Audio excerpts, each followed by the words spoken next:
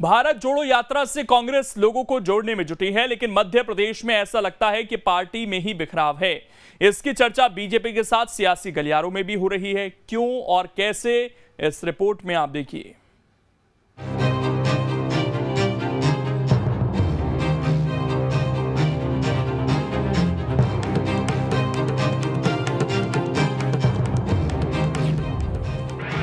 अरुण के गढ़ में शेरा को जिम्मेदारी,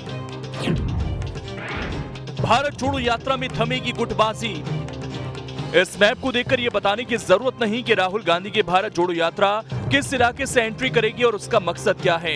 रूट के मुताबिक राहुल की यात्रा 20 नवंबर को बुरहानपुर में दाखिल होगी। उसके बाद खंडवा और फिर आगर मालवा तक के कार्यक्रम हैं। ये बात किसी से अछूती भी नहीं कि बुरहानपुर और खंडवा में पार्टी के वरिष्ठ नेता अरुण यादव की अच्छी पैठ है, या यूं कहें कि इस इलाके के यही बड़े शत्रप हैं। और कहीं ना कहीं इसी के मद्देनजर कमलनाथ ने बुरहानपुर और खंडवा में यात्रा के प्रवेश की जिम्मेदारी अरुण यादव को सौंपी थी, लेकिन अब इसमें निर्दलीय विधायक सुरेंद्र सिंह शेरा की एंट्री हो गई है।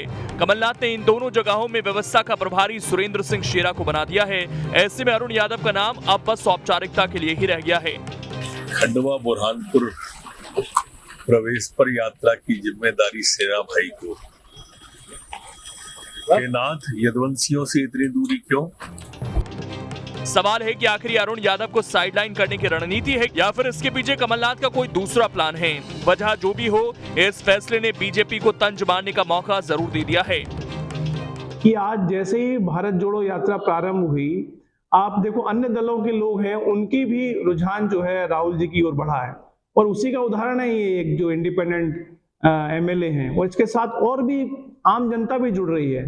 तो ये मुझे लगता है इस प्रकार से देखना चाहिए। और दूसरी बात यह है कि बड़े आयोजन में लॉजिस्टिक्स के लिए, अन्य चीजों के लिए मदद की आवश्यकता पड़ती है, तो बहुत से लोगों की सहभागिता होती है, और इससे अधिक इसे देखने की आवश्यकता नहीं है। ये नाम कांग्रेस ने दिया है भारत जोड़ो। ये कोई जोड़ो बोलो यात्रा नहीं है। पहले कांग्रेस को जोड़ लेते, उसके बाद राहुल गांधी भारत की सड़कों पर निकलते। ये किसी छुके हुए सर्कस के लोग जैसे मेलों में आवाज लगाते हैं, आपका ध्यान किधर है, वो वाला सर्कस इधर है। लोग भूल गए हैं कि कांग्रेस नाम की कोई राष्ट्रीय पार्टी हुआ करती थी, और इसलिए अपने नेता का वजूद जिंदा रखने और कांग्रेस को यादों में बनाए रखने के लिए ये इतनी बड़ी कवायद कांग्रेस कर रही है। अब सवाल है कि आखिर अरुण यादव की जगह सुरेंद्र सिंह शेरा की एंट्री कैसे और क्यों हुई, तो इसके कई मायने निकाले जा रहे हैं। कांग्रेस में जो चर्चा है उसके मुताबिक खंडवा में सुरेंद्र सिंह शेरा का भी प्रभाव है। शेरा कमलनाथ के करीबी रहे हैं। सुरेंद्र सिंह शेरा निर्दलीय विधायक हैं। सिस्टम और संसाधन की कमी नहीं है। विधायक होने से सक्रिय कार्यकर्ता भी साथ में हैं। यात्रा में संसाधन की कमी नहीं होने देंगे। कार्यकर्ताओं का हुजूम भी बढ़ेगा, लेकिन सियासी गलियारों में इसके अलग मायने निकाले जा रहे हैं। इससे निर्दलीय विधायक शेरा की पार्टी में एंट्री के तौर पर देखा जा रहा है। प्रदेश का निमाड़ क्षेत्र वो क्षेत्र है जहां अरुण यादव का उनके पिता सुभाष यादव के समय से ही प्रभाव माना जाता है। जब राहुल गांधी की यात्रा इस क्षेत्र से एंटर कर रही है तो प्रदेश में राजनीति गर्म होना लाजमी है। लेकिन यह भी किसी से छुपा नहीं है कि कमलनाथ और यादव के बीच में क्या रिश्ते हैं। ये इसी अदावत का परिणाम भी हो सकता है। आपने पिछले इन रिश्तों को देखा होगा, चाहे उपचुनाव हो, उसमें टिकट का मामला रहा हो या दूसरे इश्यूज हैं।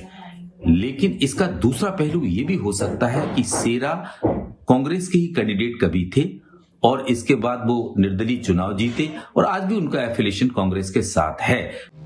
वजह जो भी हो, लेकिन ये बात सबको पता है कि खंडवा में निर्दलीय विधायक सुरेंद्र सिंह शेरा और अरुण यादव में सियासी अदावत खुलकर रही है।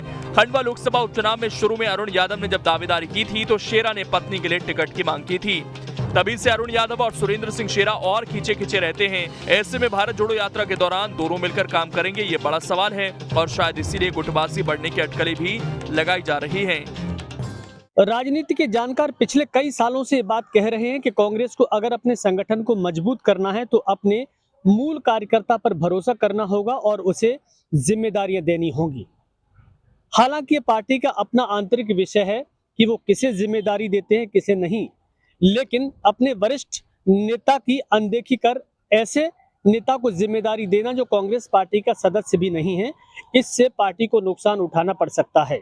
2019 के विधानसभा के उपचुनाव में भी कमलनाथ ने कई ऐसे चेहरों को टिकट दिए थे जो पार्टी में नहीं थे और कांग्रेस पार्टी सत्ता में वापसी नहीं कर पाई। अब 2023 का विधानसभा चुनाव है और उसके अगले साल लोकसभा के चुनाव होने हैं। ऐसे में कांग्रेस को वाकई में संगठन को मजबूत करना है तो अपने ही कार्यकर्ता पर भरोसा जताना होगा। Vinod Sharma, news state.